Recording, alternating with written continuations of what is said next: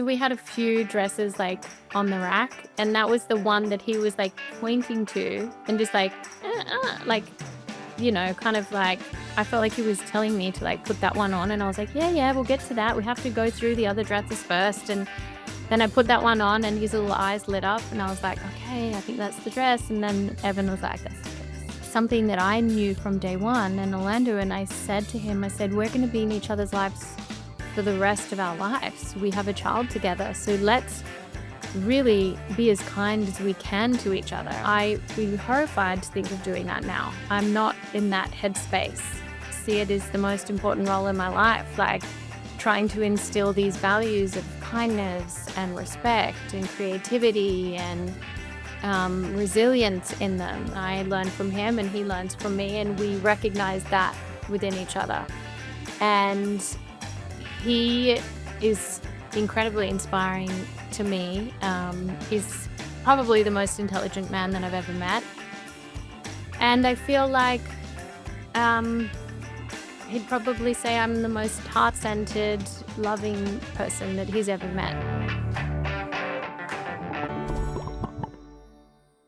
Miranda Kerr, welcome back to the Stellar Podcast.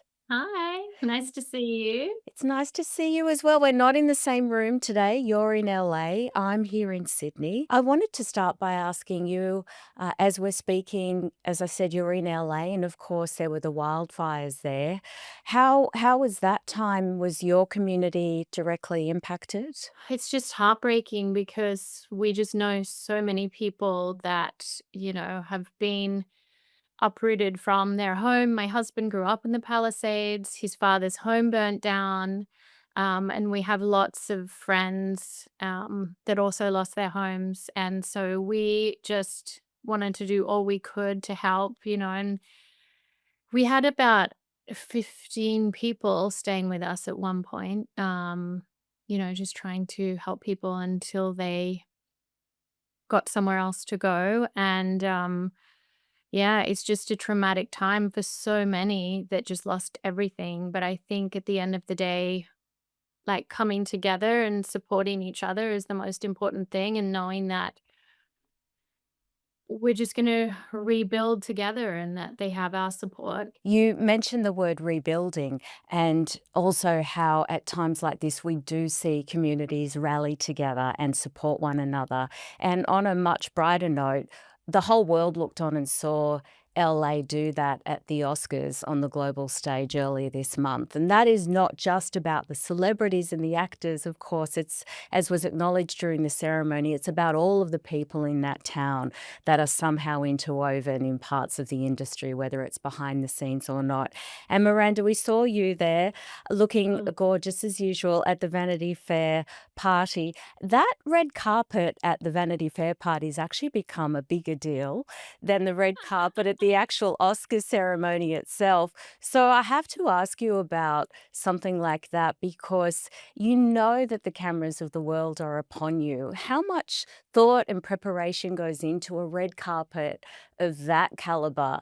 And are you able to then enjoy the evening? Yeah, I mean, it's nice for us to see, so many people that aren't necessarily all in town at the same time. Like, but we get to see them, because a lot of people come to town that are in the industry at that time, whether that be artists or like, obviously actors and musicians and whatnot are all getting together, and a lot of people behind the scenes, and just kind of being in one place. It's a really wonderful time to catch up with those that you might not necessarily get an opportunity to catch up with. And as far as the red carpet goes, Evan chose my dress. There were a few dresses that we had, and Evan was like, I like the red one. And actually, so did Pierre, our 1 year old. He just turned one.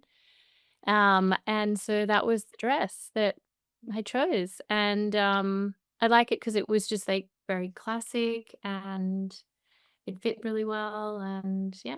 It looked gorgeous, although those 2 men in your family have a very good eye. As you say, Pierre has just turned 1, so how I love this when we as parents, we know when our what our child is telling us from the very first couple of Really. hours. So how did he convey to you that that gorgeous dress was the one to wear? So we had a few dresses, like, on the rack, and that was the one that he was, like, pointing to and just like, like, kind of like I felt like he was telling me to, like, put that one on, and I was like, "Yeah, yeah, we'll get to that. We have to go through the other dresses first," and then I put that one on, and his little eyes lit up, and I was like, "Okay, I think that's the dress," and then Evan was like, "That's the dress." Oh my So, gosh, okay. So that's some pretty good household fashion advice that you've got there, Miranda. Speaking of fashion, you're on the cover of Stella today. It's your third time on the cover of Stella. I was there on set with you for your second cover shoot, which was actually when you were pregnant with Hart, and that was yeah. back in 2018. You've been obviously working in the modeling industry since you first were discovered in the late 90s. Now, obviously, your main focus is as the founder of Kora Organics. You're an ambassador for Michael Hill. That sort of editorial shoot, has it become second nature to you, or because so much of your focus is now in other areas of your career, is it a little bit where you have to get back into the zone? I got to work with a photographer who I know really well, Veronica Sams, and she knows the type of lighting that I like because she knows me really well. And when you have a great team, I feel like that's what makes the magic happen. And so it was just working with her and working with my stylist, Milka, who I've known since I was, I think, maybe like really young, like through from Dolly days, Dolly magazine days. So like 13, 14. And so now, continuing to work with her over here, it's just amazing to get the creative team together, and the hair and makeup together that I love working with. And then I had a lot of freedom with this shoot. I got to direct it as well, a little bit, which is something that I like doing, and I had a lot of fun. Yeah, it's different because now my head is really deep in, being the CEO of Kora Organics, and that's my day to day, as opposed to doing shoots. But it's definitely something for me, like riding a bike. Like I just get back on the bike and, really enjoy it. Core Organics was founded in 2009, but we're thinking about it even earlier than that. And we've talked about the birth of Pierre, and he turned 1. You are now a mother of 4. The last time you and I spoke, 2023, you were a mother of 3, you're now a mother of 4. But you told Vogue Australia late last year, Miranda, that you'd actually considered selling Cora. I know. I was like, oh, did I just say that, or was I just exhausted from I breastfeeding? well, I that's what I thought when I read it. I was very shocked Like, because I know, how passionate you are about the business, and it was very surprising, but also I do think relatable. Whatever the scale of a working parent's life is, it is still relatable because as you said, it's just such a juggle that you thought about it. It was actually a husband that said to you that that company is your baby girl. yeah. Because you said in a lot of ways, Cora really was my first baby. Wanted to ask you about that. Yeah, Cora is definitely my baby girl and always will be. And I think, at that time I had the Vogue interview, and even now, just like having being a mother of 4 and having this company that I'm running, and where, in over 30 countries. And it's really about like giving myself a little bit of grace and staying flexible. And I just feel like I'm more open to the idea now, of potentially having someone else come on. I'm at a stage where I don't want to limit the growth of the company. I'm in talks with some people about potentially working together to just take the company, to that next level, because still, even though our product is so amazing, it's getting such incredible results for people, and we're in over 30 countries, I feel like, it's going to college now. Like it's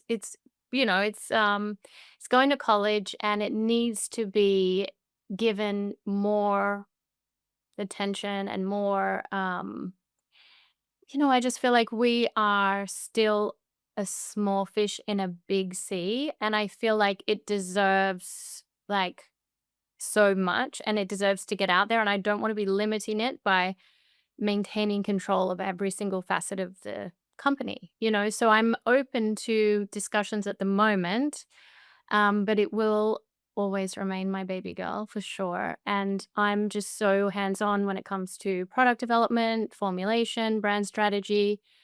And I just feel like amongst it all, I want to make sure that I'm prioritizing my children, and that they are always coming first. So I just, it's just kind of being a little open and flexible, and I will know intuitively if I find the right partner that felt right to me, but I haven't found that yet. So I don't know is the answer. I think it's got a lot to do with scale and growth, isn't it? Because when Yeah. it is your vision and your passion and your money and Mm. your strategy and heart and soul. And again, I think a lot of business owners, even if it is a very small business as opposed to a global empire, do relate to the journey. And then you have the control of it. And at some point, it is that decision I think people do face. Eh, Yeah. Does growth involve me now surrendering some of this and collaborating a little bit more than you might have thought early on? As you say, as your baby girl is going to college. I have like a team of 60, people that are working on Cora on a daily basis. And it's like, okay. And, but it's still so rewarding for me. But it's at a different stage of its growth. And I need to look at all the options, and I just want everyone in the world to be able to have this opportunity to have these high quality products that give them the results that they need for their skin, um, that's healthy for them. And I want that to be available mass market. And currently it's like still a little niche. It's not like mass market. Even though we're in Sephora, it's not like in front of people's faces all the time, like, other brands are, that are like the big guys out there. And yet, So, if we go back to when you launched the company in 2009, the notion of organic at that time was incredibly niche. If you're still saying it's still a little bit niche in oh, 2025, it was completely obscure and unheard of it in was. 2009. A That hun that you were very much a trailblazer in that area, but putting your own money, I know it's in hindsight, it's always easy from the outside to say, "Well, that wasn't that much of a gamble, and obviously it's paid off." But just take us back a bit to that time, Miranda, 2009, where there is this concept that is pretty much unheard of, and you're putting your own money on the line behind this big gamble. I honestly, in my heart of hearts, had no doubt in my mind that it was going to be successful because I really believed and saw the results firsthand in the products. And that's what like was my driving force is seeing these results that you can get in a way that's healthy for you. And I felt like people deserve that. And we're still the only certified organic skincare complete range that Sephora stocks worldwide. So we're still very niche. Like there is clean skincare, but we are so much more than clean skincare because we're certified organic. So not only are you getting, up to 60% more antioxidants in a certified organic ingredient, you're obviously not getting the unnecessary pesticides sprayed on those crops. And in addition to that, the unnecessary chemicals that you're applying to your skin in the formulations aren't there. So it is still ahead of its time. And also being certified organic from day one was quite a big risk. It's a rigorous process. It's a costly process, and that is something that I knew that I wanted and I wasn't going to compromise on. When you know you have a good product, you don't really have any doubt, even though it's daunting putting all that money in and knowing I worked, my whole career up until that point, like, and I just put all of my eggs in one basket. I knew I had a great product and I knew that whenever anyone tried my products, they loved them and they would come back for more. And so I believed in it as much as I believe in each of my children. Like that's how much I believe and still believe to this day in this brand. And it's incredible to think that it's grown as much as it has, but I still think it has a lot more growth potential. When you sat down ahead of our conversation, you were carrying a product because you had been using it earlier this morning. I know Yeah. you're about to launch a new balancing probiotic mask.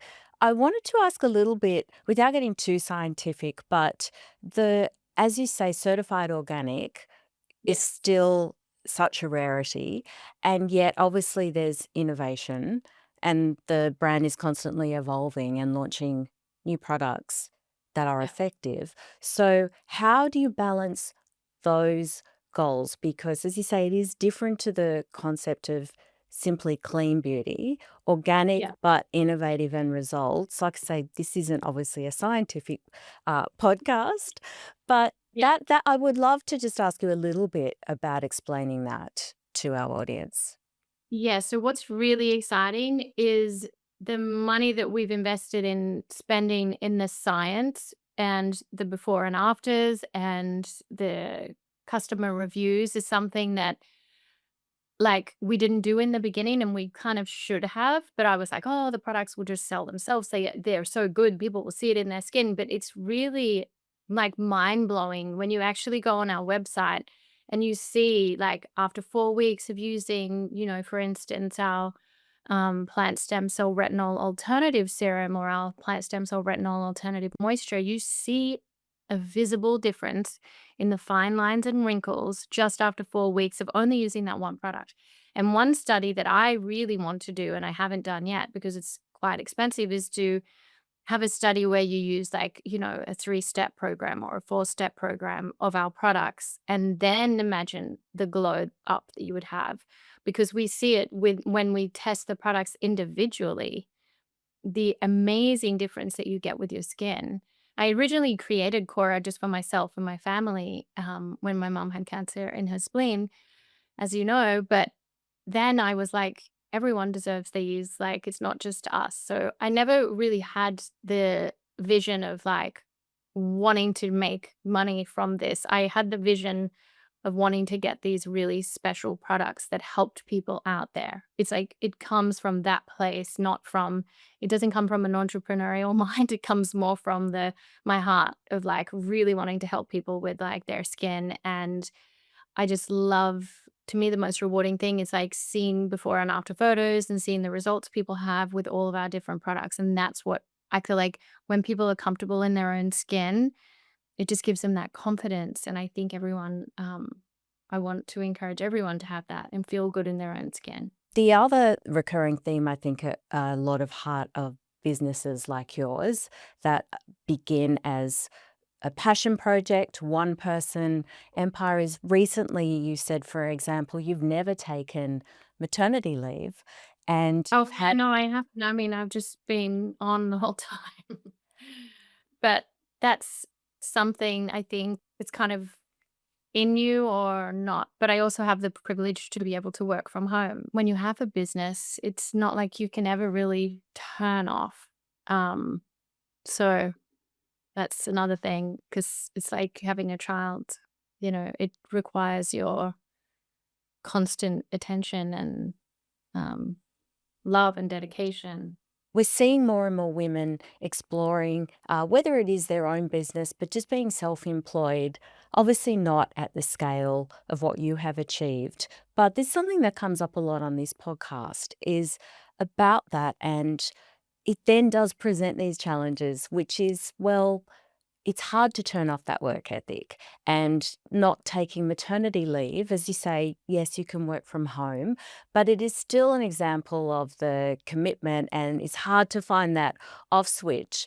So there's obviously been a bit of conversation about the end of hustle culture and all of us, in a post-pandemic world thinking, okay, I'm going to put some boundaries about things and I'm not going to let work infiltrate so much. Obviously, you've discussed where you're thinking of maybe potentially heading with the business and looking at bringing people in. But how do you navigate that conversation, Miranda? And what would your advice be to anyone? Well, something that helps me is I'm quite a big planner. So I will plan, obviously out the week, and then I'll plan out the month, and then I'll have like a plan of the year.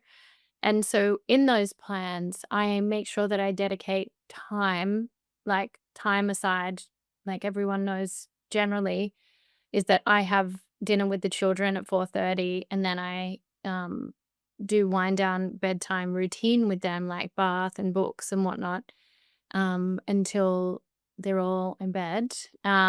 And that is, it used to be 6:30. Now it's 7:30 because they're a little bit older, except for the baby. The baby's in bed by 6:15 most of the time. And then I get to put the other two little ones in bed. And then Flynn, because I have a 14-year-old as well, is asleep by 9. So, yeah, so there's a few, like, I have in my schedule these things, and then you obviously have to have flexibility around that. Like today, I have flexibility around that, but it's like, so it's pushed back half an hour, which I'm not sure if you heard, but one of my little guys came in a second ago and was like, "Mom?" I was like, but then he heard me on here. So, yeah, I mean, it's definitely something that you have to kind of, I feel like I schedule in time for myself, time for my children, make sure that I'm scheduling in, like, not over scheduling like overpacking my schedule as well, because you want to be able to have a little bit of time for yourself. Otherwise, you can't give to anyone, not to your children, not to your business, not to anything, because you're too burnt out. So you can't pour from that empty cup. So just make sure that you schedule time in there for yourself, little rituals that keep you grounded. For me, that's meditation and it's yoga, and that's something that's helped me along the way. And every day we just learn and grow and evolve and hopefully become better than what we were the day before. One of the people that you have clearly surrounded yourself with who supports you and also challenges you when you need be. You've already mentioned your husband, Evan, a couple of times. His name has come up. Evan, of course, is also CEO of a company that he co founded, Snap Inc., also known as Snapchat. So, Miranda, how do you manage that, having two people with very big careers in one household, and in terms of sharing things? Because I know you're both very hands-on. That's also a conversation that goes on in households across the world, is the eternal conversation about sharing the mental load and the physical labor of work as well, because we know that often once children come along, even in the most equitable households, it can become a bit skewed. Yeah, I mean, he's an amazing partner, and I feel like we complement each other because we really think differently about things. And I learn from him, and he learns from me, and we recognize that within each other. And he is incredibly inspiring to me. He's probably the most intelligent man that I've ever met, and I feel like um, he'd probably say I'm the most heart-centered, loving person that he's ever met. So we really do balance each other, and as I said, learn from each other. And at the end of the day, he's incredible to bounce ideas off. I love being able to talk to him about anything and everything, and I just feel like we learn every day from each other. And we've been together 11 years now, and he's just, my favorite person. And I just feel so lucky to have that open line of communication with him. And he is such a family man. He's such a dedicated, loyal, consistent, has such an incredible work ethic. And he knows how much I support that within him. And, he also prioritizes family time. So, like, we prioritize each other and family time.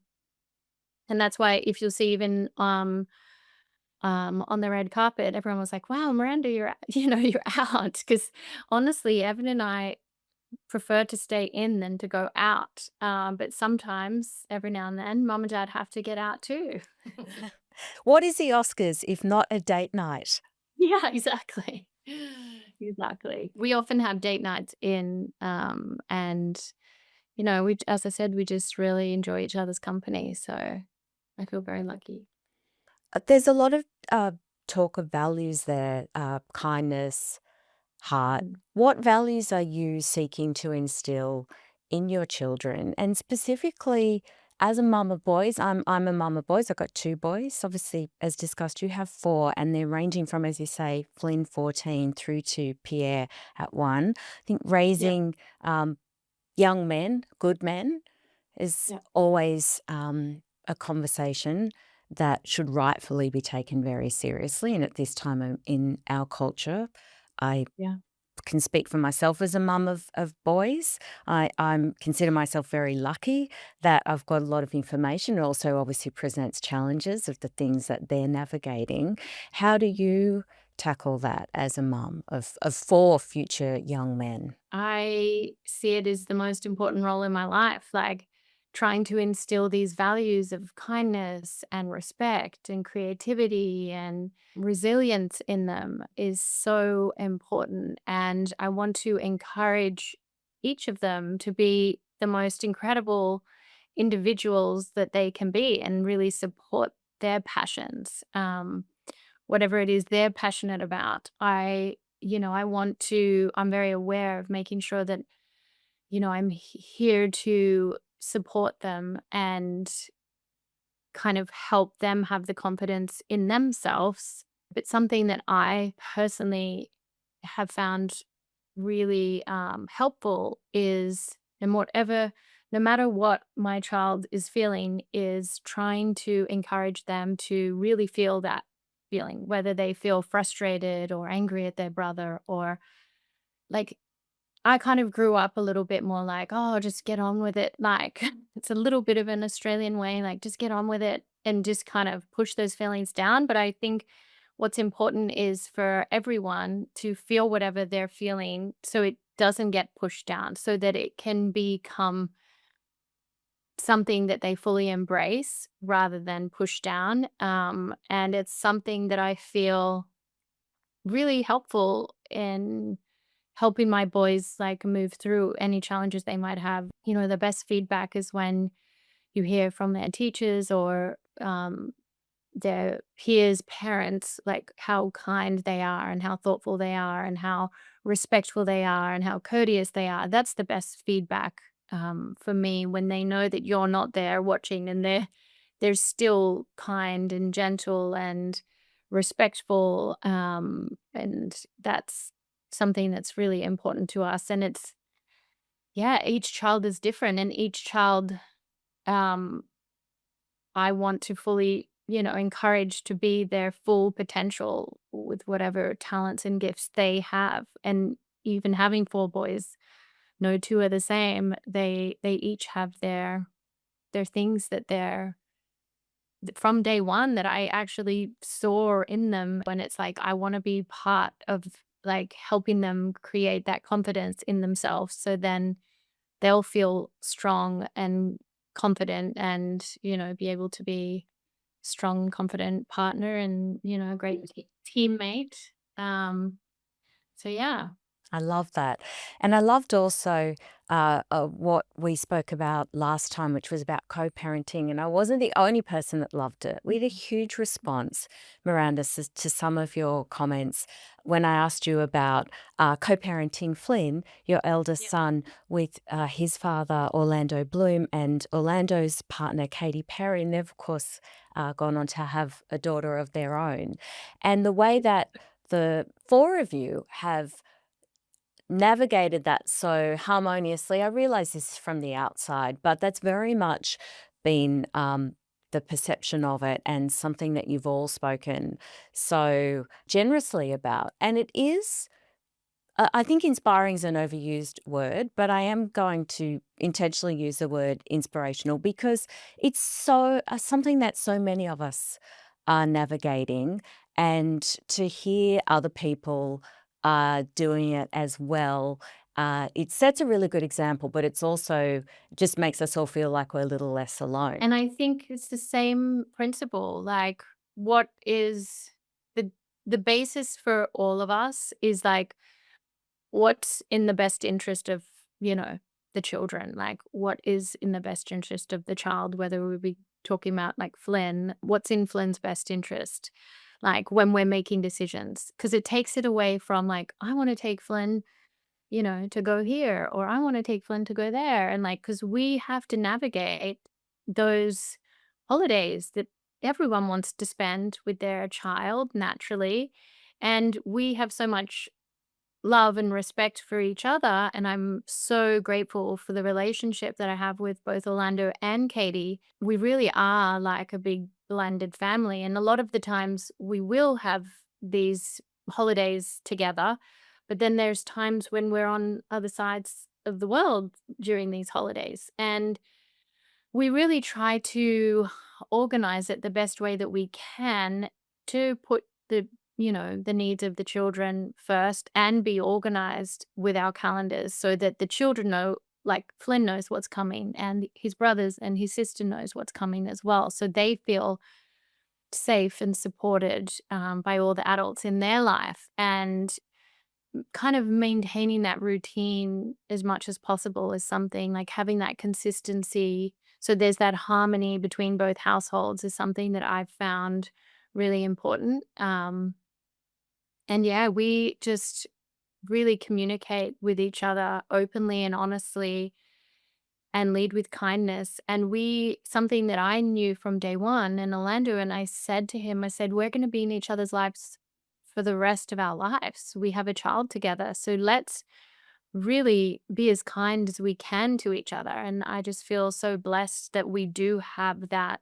We do have that like bigger family environment. Flynn just was baptized the other day, and so Orlando was here, and unfortunately, Katy wasn't able to make it, but Daisy was able to make it. And Daisy comes and plays with my boys, and she calls them her brothers. Like that's how close we are. She's like, "My brothers, I've missed you." That's for, you know, Hearty and Miles. And then of course there's a new brother that just was born, you know, a year ago as well that she has to play with. And it's just really sweet to see them all together. And it's just that loving environment that we we really dictate that ourselves. And more kind and open you are, the more kind of kind and open, you know, situations are. So I just feel really blessed to have, you know, that loving environment for our children to grow up in. And one that you as have obviously consciously worked hard to create. Another button issue I think a lot of families around the world are navigating is getting our kids to read, and of course to put the devices down and not be spending too much time, if any, on social media. You mentioned earlier, Miranda, how reading with your sons is part of the bedtime routine in your household. How do you, as parents, manage that in your household? Do you have rules around devices and screen time? What are your thoughts on, as I say, that hot button topic? Ironically, Evan, my husband, is really all about like, he's like a zero screen time guy. He's like, nope, no screen time really for the children unless it's a family movie night, which happens probably like once in a blue moon. You can't remember the last family movie night? No, I mean, it was probably last summer. I remember as a family, we watched, I think it was Luca. Our children love books, and, you know, Hart is really into reading. And even at bedtime now, Hart will be like, I'll read him a story, and then he's like, Mum, can I read you this one? And like, it's just really incredible to see when that, because he's 6 now, and so, when before when he would try and read, he would, be like spelling it out and trying to just, sounding out all of the letters, and now he's reading, more fluently, and he's got that confidence. It's fun to really encourage that with him, and well, actually, as a family, you know what we did do the other day? We took the boys to see, Harry Potter, like, musical. It was probably a little bit old for them, like, a little advanced for a 5 and 6-year-old, but they kept up with it, and they sat there for 3 hours and watched the play. That's great, 'cause I was gonna say it is a long show, so that's very impressive at that age. It's Yeah, great. and I was, like, holding their hands and, like, they had my jacket to put over their face when they felt a little scared, but Evan actually read, Harry Potter to Hart, like, the whole all of the books, so Hart knew kind of what was happening, and Miles as well would kind of pop in and out when Evan was reading to Hart, but it was something Hart calls himself Harty Potter. I mean, it's funny. Yeah. Hearty, Yeah, I it's love it. good. Yeah. It's so interesting though what you said, Miranda, with, ironically, Evan being the one, about no screen time, because actually a Yeah, lot and of the that's good. Yeah. yeah. Well, so I was just gonna say, this is actually something that we hear from a lot of, the biggest tech giants in the world, Yeah. is that they are often the ones who do have really clear boundaries around their own use of screen time, and certainly when they're parents, which is why I think it is really, valuable and interesting information to hear his insights into it. Well, he is particularly that way because he grew up without screen time, and he really believes in creativity in the mind. He loves reading. He reads multiple books, like, within the month. He just is like a really avid reader. And he's, like, very quick at reading as well. So he really wanted to encourage that within our children. With Orlando, however, because he's into the movies and whatnot, Len grew up a little different, having that time with Orlando and I and kind of watching movies, I mean, he's grown up watching, well, all the movies really.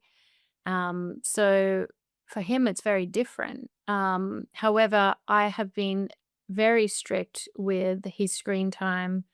I have the parental controls on his screen time on his mobile phone, and I make sure that I can limit the usage of anything on his phone. And I turn off everything except for being able to text me or call me. Um, from like 8:30 p.m. until like 8 a.m. Those are off. So there's, he can't really do anything except for call or text me on his phone. And then in addition to that, he obviously doesn't have any social media. He does have Snapchat. He got that this year, and we have the parental controls on Snap as well. And that's because all his friends use that as a texting app. Like they don't text, they just snap each other. Yeah, Like, my son's friends are the same. yeah. So that's about the extent of it, really. I mean, we keep it really simple, and luckily, Flynn's never asked for anything more. And he said none of his friends use any of the other apps, they just use Snap. So I think it's the future. It's like they're not gonna be into, like, posting things as such. They're more about just communicating with their friends, and that's what Snap's all about, is just connecting with those, who are important to you and staying connected and kind of in the moment with them and not having that kind of judgment. Like, I wouldn't like to be growing up in this world with the amount of social media and stuff that's out there these days. That's why I wanted to ask you about it, because I think it is something that everyone is wrestling with at this point in time, and, we all just wanna hear, advice and how everyone is managing it, so I think that was really interesting, and of course, I, like you, often think, compared to my childhood, and for you, Miranda, you grew up in Gunnedah in northern New South Wales, and you were Very far away from any social media. absolutely.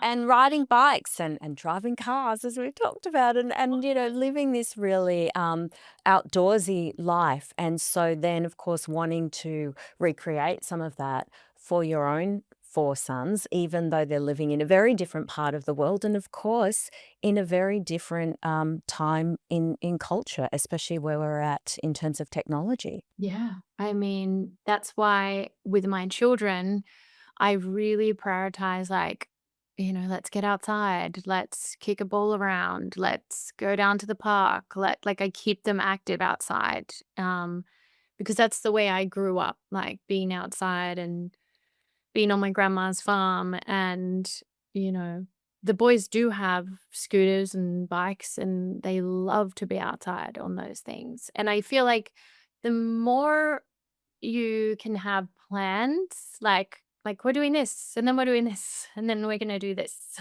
The boys feel like they really my boys especially really, the 5 and 6-year-old love it when I have, like, a plan of, like, "Okay, now we're gonna do this, and then we're gonna do that." Because then they're not just sitting around going, "Mom, I'm bored." It's like, we're going over to the park now, and we're gonna go for a scoot around on our scooter and um, just get outside or, it's for them doing things, I feel is so important and being active is so important. It's never easy traveling when you've got kids for children. I mean, again, bravo for taking them to the theatre the night, because I think that again is it's so great when you can take your kids to a live show, but it is always a bit daunting. And of course, getting on a long haul flight with children, especially when you're looking from the age of 1 through to 14. But of course, Australia, it is a long way from where you are, about 14 hours on a plane. How often do you get, as a family, to come home to Australia? So the boys love it in Australia because we have a farm there and they get to just be outside. It's so funny because Evan was adamant about putting a play structure on the farm. And so my dad, put so much effort and my mum put so much effort into putting this play structure in. And when we got there, the boys are like, "Oh, yeah." They went down a slide once, and then there was a big pile of, like, mud and dirt from, like, where they'd, like, dug out different, holes to build the play structure, and that's all my boys wanted to play with. Just play in the dirt, play in the mud, get muddy, run around, get dirty, like, literally roll down the hill on the farm. Like, that's just what they just wanna be out there in the wild. I mean, I think that swing just hasn't really gotten much use at all. It's like when, you'll get a big toy for them at Christmas time, and they're like, "Oh, great," but then the box that it came in, they'll play Yeah, on that for hours. yeah, and I just think that's amazing though to just see like, the fact that the simple things at the end of the day, like, I didn't need a play structure when I was little. I grew up with very humble beginnings, and my play structure was actually the tree. I would climb the willow tree, and that was my fun adventure, and I climbed up once so high that my dad had to come down and get me with the ladder because I could not get back down for the life of me because 'cause I'd gone up too high. Like, I just loved to climb up, and then I realized when I looked down, I was like, "Oh, that was a bit too far." It's And having that freedom and being in nature is just so important for me, and my boys love it. Like, they would live on the farm in Australia, like, if we let them, but yeah. that's great. Well, it was a nice thought, though. It was a nice thought that, their grandparents, built the play structure, whether it got used or not. And I'm imagining, some pretty muddy boys at the end of that. That Oh, would yeah, be and quite the bath time routine after a day playing in mud not on a only farm. that, we have a mulberry tree, and they pick the mulberries off the tree, and then they get them all over their fingers and all over their face, the mulberries, and then make a mulberry pie with my mom. I mean, they're just in their element. It's just so beautiful, like, for them to be home and surrounded by all of that. But yeah, my parents actually spend at least probably like 6 months of the year with us, regardless of like where we are, whether we're here or Australia or Europe or whatnot, because family is so important to me and, and I just my parents, my grandparents were so important to me, and I want to my children to have that relationship with their grandparents too. So, The last time you we spoke, I had asked you about your beloved grandmother, who I knew you were very, very yes. close to, who passed away 4 years ago. And you were telling me about how you really aspire to her being like her energy, her warmth. You said the fact that she taught me to lead with my heart and that she was cracking jokes up until the final moments of life. And then you said how you're telling your friends that you can't wait to be a grandma, which just seems the opposite of what women think in our culture. We think we've got to stay young forever, and we never want to even, people that are grandparents are like, just call me something else. And here you are, a glamorous woman in your early 40s going, no, I can't wait to be a grandma. So are you still wishing on the Excited about grandma being a era? grandma. I mean, at one point in all in good time, but my grandma was such like, I'll get teary, but she was such an important woman in my life that I just like, idolized her. And it's just like to be that for, my children's children is like in a time when, you know, I don't know, I feel like it's not as celebrated as it used to be or something. I don't know. I feel like I really want that for my children, and then I want to be that for like my children too. And I like am excited about sitting down and having cups of tea, and who knows, maybe I'll get a little granddaughter. Wouldn't that be great? That's right. Yes, exactly. That generation might be the one where Might be the one. the I girls might get a end bit up of a with, look in. 4 granddaughters. So I have 4 boys and then they have granddaughters. That's right. It's all about the balance. I mean, obviously, we are living in a time where gender stereotypes are becoming a lot less rigid, and there's a lot more fluidity about gender expectations these days. But even so, I know as a mum of boys, I still get asked, "Oh, don't you wish you had a daughter?" Or who's there to share your interest in makeup or jewelry or fashion? We've obviously talked a little bit about that and the fact that Pierre helped pick that gorgeous dress the other day for the Oscars. But how do you navigate that, Miranda? Because the career side of your job is obviously in a very glamorous industry, and something like being an ambassador for Michael Hill obviously is not then it doesn't instantly conjure up thoughts of being out on the farm with your 4 boys while they're playing around in mud. So do you Yeah. still get asked a little bit about that that sort of dichotomy, I suppose, between the very glamorous side of your job and then being the mum of 4 very rough and tumble boys? I mean, I feel just blessed to have, like, healthy children, but the amount of times people have said, "Aren't you gonna have another?" I'm like, "You know what? I'm just happy with my 4 healthy boys," you know?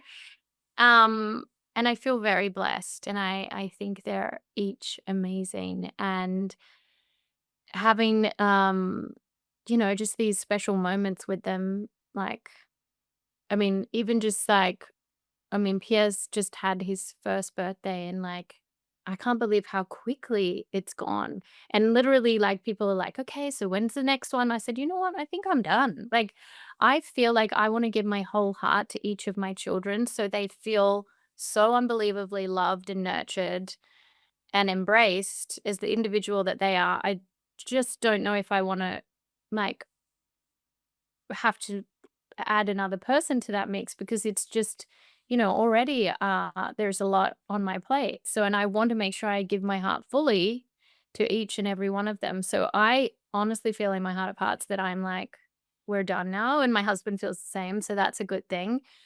But yeah, the other part of that question was about Michael Hill. And I feel very blessed to have the relationship with Michael Hill that I have. And it was something that when I was in Australia, it was one of my first jobs was working with Michael Hill, and so to have that full circle moment and now work with them all these years later, it's an exciting time for them, and I do feel very proud to be their brand ambassador. And, as a proud Aussie, I've always enjoyed, like, the rich heritage that they have, the brand heritage, and I just feel like it's about celebrating those special moments in life and, Yeah, and I feel happy to, you know, be a part of that and be a part of that for other people, like, maybe bring awareness to, like, have those little moments of giving to someone that you love and care about and celebrating those special moments with the little timepieces that they have at Michael Hill. When you mentioned that sort of full circle moment, you're working at Michael Hill and then being an ambassador, if you, as you're exploring the years ahead, especially if your baby girl Cora, now in university, does enter a new era, are there other work opportunities that you think you might free up the time to explore? And when I say full circle, for instance, something like Victoria's Secret, which had its first fully fledged show return back on the runway last year. I mean, is something like that something that we might see you back revisiting a particular chapter of your career again in the coming years? Well, I was really honored that they asked me to be part of that, but it's just that feels like a whole other part of my life. It doesn't feel like something I wanna open up, like, again. I feel like that chapter of my life is closed, almost like that was me going to college in a way, like, that was my time when I was, in that stage of my life of being, like, so open and free and, like, walking down the runway in my underwear, and I would be horrified to think of doing that now. I'm not in that headspace. I'm definitely not there. I'm like, just keep that for my husband. Okay, all right. So less Victoria's Secret, more grandma era. I've completely got it. Yes, more grandma. Um, Just Sorry, before we go, I feel like a few Aussie traditions have probably come up in the course of our conversation. Things that shaped your childhood that you've passed on as a mother, as a business founder. Is there one particular Aussie tradition that you have or are planning on passing on to your children? my boys. Mm. I'd have to say, like, obviously the love of being outdoors and nature and, like, I feel like that is who I am, like, as an Australian, and I grew up, in rural Australia, like, being outdoors is something that I love, and I've passed down to them, and of course, my boys eat Vegemite every morning, so definitely pass that on to them, and that's thanks to me. They're happy little Vegemites and, they love it. Like, Miles especially, my 5-year-old. I haven't given it to my 1-year-old yet. I think I might hold off. Mhm. It He's not had the Vegemite experience yet, but you know what? I think when I do have the Vegemite experience with him, I might video record it because I didn't video record the first experience with my other 3 boys, so I think I need to video record the first experience with this one. The And first time, yeah, the first yeah. time somebody eats Vegemite is definitely a moment to be filmed, isn't it? Man. Yeah. And the other day I recorded the first time that he tried a little ice cream. Mind you, it was coconut ice cream, so it was healthy ice cream, but his face was like, like so like blissed out by this ice cream. It was incredible. It's so great, those moments, isn't it, when they're exploring and, discovering things. Do you still eat Vegemite yourself? And it's always hard to convert adults, so have you had luck converting Evan to, the Aussie tradition of Vegemite? He doesn't necessarily eat Vegemite like that, but when I make gravy, it's my grandma's recipe that incorporates Vegemite into the gravy. So you make the flour and the butter, and then you add a little of the Vegemite, and then you add the water. So it's like he eats it that way. Mhm, mhm, well done. So Mish he is Yeah. eating a little Vegemite. There you go. On behalf of the Australian Embassy, I congratulate you, Miranda Kerr. Well done. Miranda, been a pleasure to speak to you as always. Congratulations on everything. And hopefully, we'll see you back in Australia very soon. Well, maybe we won't see you. Maybe you'll just slip in and straight to the muddy playground on the Yeah, farm. And exactly. you can find out more about Kora Organics and their new active algae balancing probiotic mask via the link in our show notes. And Miranda is also the ambassador for Michael Hill, and you can see her on the cover of Stella today. Miranda, thank you again for your time today. Thank you. It was lovely speaking to you, Sarah. I'll see you next time.